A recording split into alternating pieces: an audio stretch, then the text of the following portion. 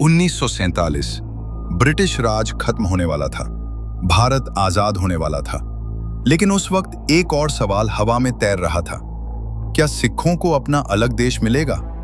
जब मुस्लिम लीग को पाकिस्तान मिल सकता था, जब हिंदुस्तान हिंदुओं के लिए बन सकता था, तो फिर सिखों को उनका खालिस्तान क्यों नहीं मिला? क्या अंग्रेजों ने धोखा दिया या भारत के नेताओं ने वादे पूरे नहीं किए? आज हम जानेंगे वो सच्चाई जो इतिहास की किताबों में पूरी तरह नहीं लिखी गई। सिख समुदाय की नींव रखी थी गुरु नानक देव जी ने 15वीं सदी में। फिर आए गुरु गोबिंद सिंह जी, जिन्होंने 1699 में खालसा पंथ की स्थापना की। सिखों ने मुगलों से लड़ाई लड़ी, अफगानों से लड़े, फिर अंग्रेजों से भी लड़े। लेकिन एक समय ऐसा भी था जब ब्रिटिश ईस्ट इंडिया कंपनी ने पंजाब पर कब्जा कर लिया। 1849 में पंजाब ब्रिटिश साम्राज्य का हिस्सा बन गया। फिर भी अंग्रेजों की सेना में सिखों को मार्शल रेस कहा गया।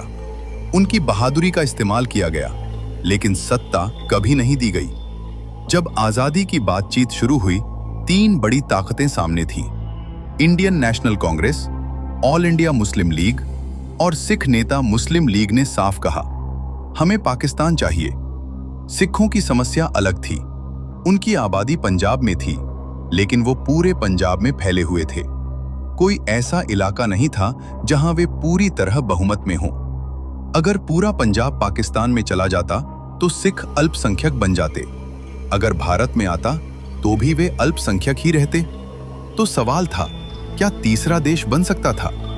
कुछ सिख नेताओं ने अलग राज्य की बात की, लेकिन आधिकारिक, संगठित और स्पष्ट मांग मुस्लिम लीग की तरह नहीं थी। उस समय के बड़े सिख नेता मास्टर तारा सिंह ने पाकिस्तान का खुलकर विरोध किया, पर अंग्रेजों ने साफ कहा, तीसरा देश बनाना संभव नहीं है। क्यों? 1. सिखों की आबादी सिर्फ 13 से 14% थी पंजाब में। 2.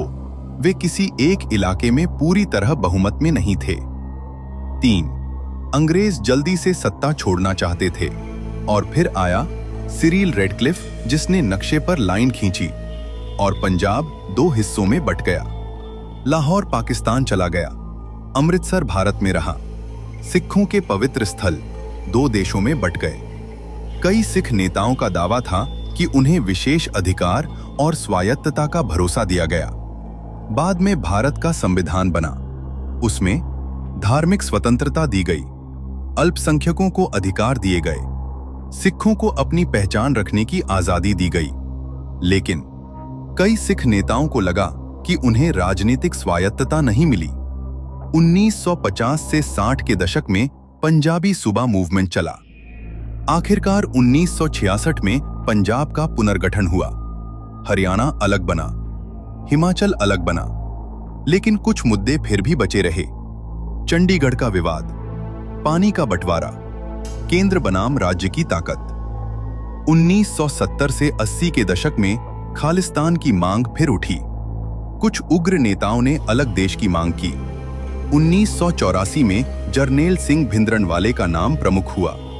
फिर हुआ ऑपरेशन ब्लू स्टार। भारतीय सेना ने श्री हरमंदिर साहिब पर कार्रवाई की। इसके बाद हालात और बिगड़े।